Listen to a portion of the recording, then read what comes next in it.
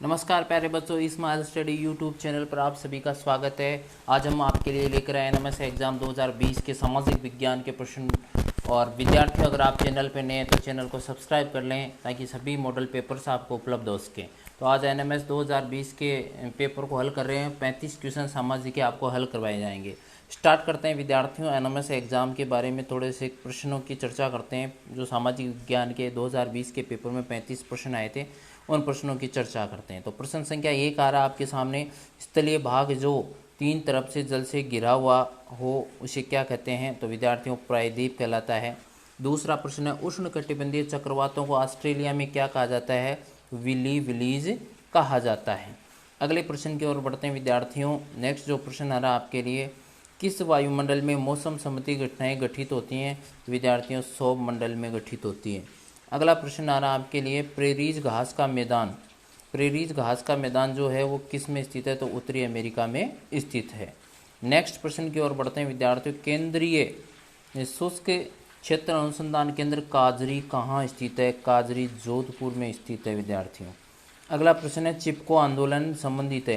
विद्यार्थियों, चिपको आंदोलन सुंदरलाल बहुगुणा के नेतृत्व में प्रारंभ हुआ था और ये वन संरक्षण से संबंधित है। किससे संबंधित है? वन संरक्षण से संबंधित है। अगले प्रश्न की ओर बढ़ते हैं। राजस्थान में अरावली पर्वत की सबसे ऊंची चोटी है। अरावली पर्वत की सबसे ऊंची चोटी गुरु शिखर जो सिरोही जिले में स्थित है। नेक्स्ट प्रश्न आ रहा है आपके सामने, सोम कमला अम्बा परियोजना किस जिले में स्थित है? विद्यार्थियों, ये डूंगरपुर जिले में स्थित है।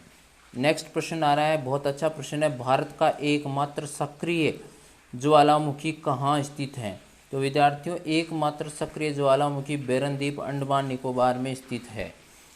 अगले प्रश्न में देखते हैं, भारत में क्षेत्रफल की दृष्टि से सबसे छोटा राज्य है।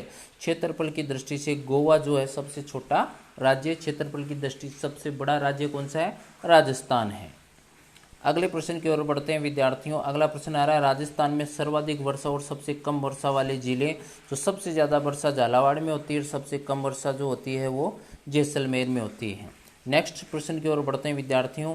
निम्नलिखित में से कौन सी नदी आंतरिक प्रवाह तंत्र की नदी है? तो देखिए, लूनी जो है वो आपकी अरब सागर की है। चंबल, काली सिंध ये जो है आपके बंगाल की खाड़ी की। तो इसका आंसर हो जाएगा घग्गर नदी। जो घग्गर नदी है वो क्या है? आंतरिक प्रवाह की नदी है। नेक्स्ट प्रश्न की ओर बढ़ते हैं। लोकतंत्र बढ़ावा देता है। विद्यार्थियों, ये प्रश्न रिपीट हो रहा है, 2017 में भी आया था। लोकतंत्र समानता को बढ़ावा देता है। अगला प्रश्न है, राजस्थान का उच्च न्यायालय स्थित है। तो राजस्थान का उच्च न्यायालय जोधपुर में स्थित है। विद्यार्थियों, ध्यान रखना, हाई कोर्ट जो है इसकी खंडपीठ जयपुर में स्थित है। अगले प्रश्न की ओर बढ़ते हैं विद्यार्थियों। प्रतिरक्षा, बैंकिंग, संचार संबंधित है। ये सारे के सारे संघ सूची से संबंधित है। प्रतिरक्षा है, बैंकिंग और संचार, ये किससे संबंधित है? संघ सूची से संबंधित है। अगले प्रश्न की ओर बढ़ते हैं।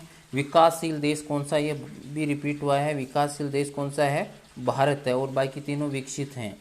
अगले प्रश्न की ओर बढ़ते हैं विद्यार्थियों। भामाशाह योजना में परिवार का मुखिया सामान्यतः किसे बनाया जाता है? तो भामाशाह योजना में देखिए परिवार का मुखिया महिला को बनाया जाता है।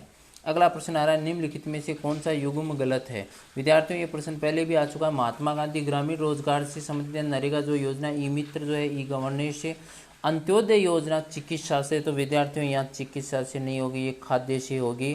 तो ये आंसर इसका 3 नंबर होगा। डिजिटल इंडिया अभियान जो है कंप्यूटर शिक्षा से संबंधित है। अगले प्रश्न की ओर बढ़ते हैं। वैश्विक मताधिकार की आयु है। विद्यार्थियों, वैश्विक मताधिकार की आयु 18 वर्ष है। हमारे संविधान के मौलिक कर्तव्यों की संख्या 11 हो चुकी है। पहले 10 थी, जो अब वर्तमान में कितने हैं? 11 हैं। अगले प्रश्न की ओर बढ़ते हैं। संविधान के निर्माण में कितना समय लगा? विद्यार्थियों, बहुत अच्छा प्रश्न है। संविधान के निर्माण में कितना समय लगा?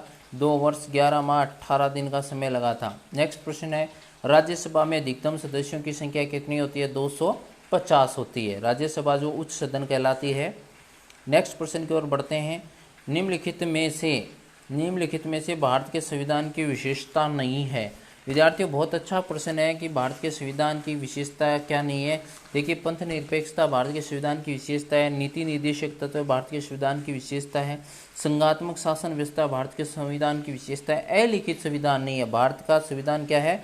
लिखित है। भारत का संविधान क्या है? लिखित है। तो इस प्रकार से ऑप्शन 4 सही होगा इसमें। नेक्स्ट प्रश्न है आनंद मंदिर कहाँ स्थित है? तो आनंद मंदिर ब्रह्मा में स्थित है। कहाँ स्थित है? ब्रह्मा में स्थित है। अगले प्रश्न की ओर बढ़ते हैं विद्यार्थियों। ये प्रश्न काफ़ी बार रिपीट हो चुका है। निम्नलिखित में से कौन सा उत्तर भारत का राजवंश नहीं है? यानी उत्तर भारत में कौन सा राजवंश नहीं है? नहीं को गोला कर लीजिए, तो आंसर होगा चोल वंश। अगला प्रश्न है सही युगम का चयन कीजिए। जीर्ण माता मंदिर, देखिए जीर्ण माता का मंदिर करौली में नहीं है, ये सीकर जिले में स्थित है। केला देवी का मंदिर ये करौली में स्थित है। त्रिपुरा सुंदरी का मंदिर बांसवाड़ा में है। करणी माता का मंदिर कहाँ है? बीकानेर में। तो इसका ऑप्शन क्या हो जाएगा? 4 नंबर सही हो जाएगा। अगले प्रश्न की ओर बढ़ते हैं विद्यार्थियों। किस स्मारक को भारतीय मूर्तिकला का शब्दकोश कहा जाता है? किस स्मारक को भारतीय मूर्तिकला का शब्दकोश कहा जाता है? बहुत अच्छा प्रश्न है। ऑप्शन देखते हैं। ऑप्शन क्या है? पहला ऑप्शन है चित्तौड़गढ़ दुर्ग, दूसरा रणथंभौर दुर्ग, तीसरा जालोर दुर्ग और चौथा विजय स्तंभ। तो विद्यार्थी इसका आंसर होगा विजय स्तंभ। विजय स्तंभ इसका आंसर होगा। राणा कुंभा के द्वारा विजय स्तंभ का निर्माण करवाया गया था। तो इस प्रकार से हम जवाब दे सकते हैं विजय स्तंभ इसका आंसर होगा। नेक्स्ट प्रश्न की ओर बढ़ते हैं विद्यार्थियों। तत्वाद्य यंत्र है, निम्नलिखित में से तत्वाद्य यंत्र है। तो देखिए विद्यार्थियों, ताशा की बात करते हैं तो ताशा घनवाद्य यंत्र है जो धातु से बना होता है। जंतर जो है तत्वाद्य यंत्र है। जंतर क्या है? तत्वाद्य यंत्र है। तो इसका आंसर 2 नंबर हो जाएगा। इकतारा जो है, इकतारा अवनद चमड़े से युक्त वाद्य यंत्र है। पुंगी जो है सुशिर वाद्य यंत्र है। तो इसका आंसर 2 हो जाएगा जंतर। तत्वाद्य यंत्र क्या है? जंतर।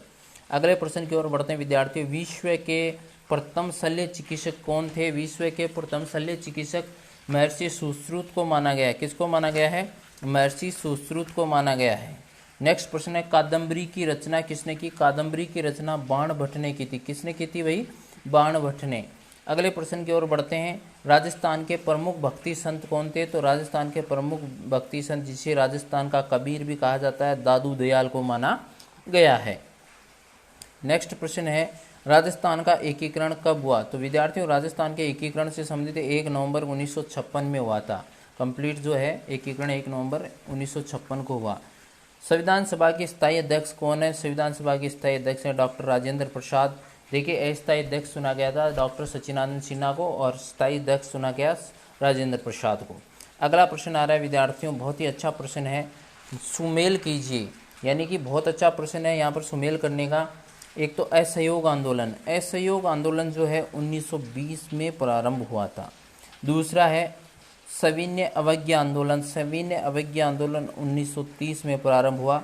भारत छोड़ो आंदोलन है जो 1942 में प्रारंभ हुआ। और रोलेट एक्ट जो है वो 1919 में प्रारंभ हुआ। तो इस प्रकार से जो ऑप्शन नंबर 1 है वो सही होगा, अर्थात असहयोग आंदोलन 1920, सविनय अवज्ञा आंदोलन 1930, भारत छोड़ो आंदोलन 1942 और रोलेट एक्ट है वो 1919 में। नेक्स्ट प्रश्न आ रहा है आपका, महाराणा प्रताप के दरबारी पंडित थे। महाराणा प्रताप के जो दरबारी पंडित की अगर बात की जाती है तो चक्रपाणी मिश्र, बहुत ही इंपॉर्टेंट प्रश्न है विद्यार्थियों। महाराणा प्रताप के दरबारी पंडित कौन थे? चक्रपाणी मिश्र। तो इस प्रकार से सामाजिक विज्ञान के 35 प्रश्न आपको एनएमएस एग्जाम 2020 के पेपर से हल करवाए हैं। धन्यवाद साथियों।